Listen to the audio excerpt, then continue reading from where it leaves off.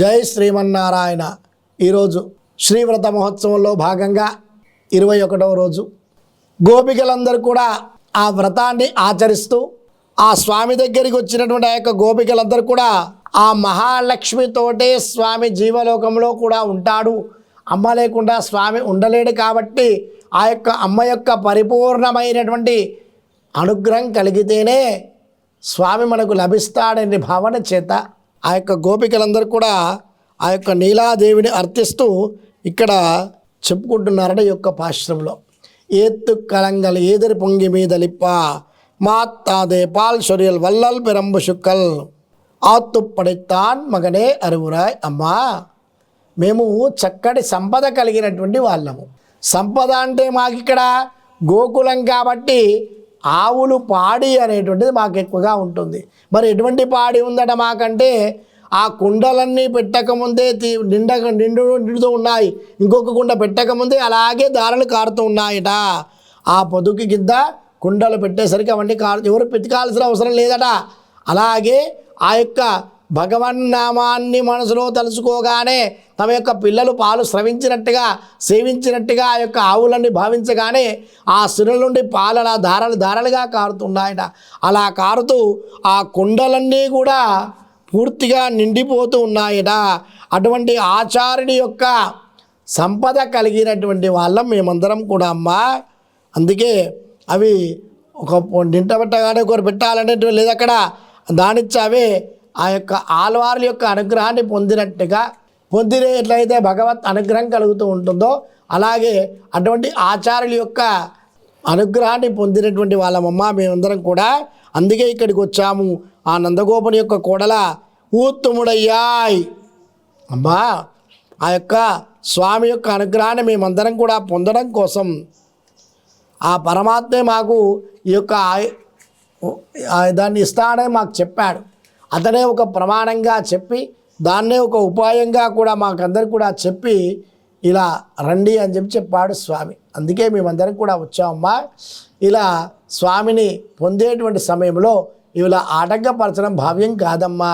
నీవు కూడా మాతోటి స్త్రీ లాంటి దానివే కాబట్టి పెరియాయ్ నిరతిశయమైనటువంటి ఆ యొక్క వృత్తం కలిగినటువంటి దాన అమ్మ ఈ యొక్క ఉలగినాల్ తోత్తుమాయ్ నిన్ను శృణే తులేశాయ్. ఈ లోకంలో ఆవిర్భవించినటువంటి ఉన్నతమైనటువంటి ఆ యొక్క జ్యోతి స్వరూపుడైనటువంటి ఆ యొక్క తత్వాన్ని కలిగినటువంటి అమ్మవు నువ్వు నిద్ర నుంచి లేచుకో రావాలమ్మా అని గోపికలందరూ కూడా కీర్తిస్తున్నారట. అంతేకాకుండా ఆ స్వామిని కూడా అర్థిస్తున్నారు గోపికలందరూ కూడా. స్వామి, నీవే మాకు ఆ యొక్క పరా అనేటువంటి వాయిద్యాన్ని ఇస్తానని చెప్పావే, ఇలా పవలించడమైన భావ్యంగా ఉందా?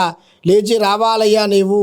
ఎందుకంటే ఈ యొక్క లోకంలో కూడా అందరినీ కూడా అజ్ఞానం అనేటువంటి దాని నుంచి వెలుగు అనేటువంటి యొక్క జ్ఞానాన్ని ప్రసాదింపచేసి ఆ యొక్క వెలుగులోకి తీసుకొచ్చేటువంటి వాడవు నీవయ్యా స్వామి. అటువంటిది నీవే పడుకొని ఉండడం భావ్యంగా ఉందా?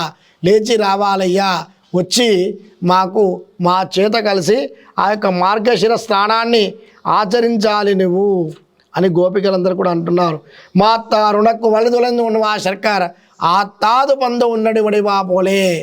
శత్రువులు నీ యొక్క బలమునకు లొంగి నీ వాకిట ఆగలేక వచ్చి నీ పాదాలు స్తుతించినట్లు మేము కూడా ఆగలేక ఇక్కడ నిన్ను పొగిడి ఆ యొక్క మంగళాశాసనాన్ని మేమందరం కూడా పొందాలి అని ఆ ఉద్దేశం చేత మేమందరం కూడా ఇక్కడికి వచ్చామమ్మా.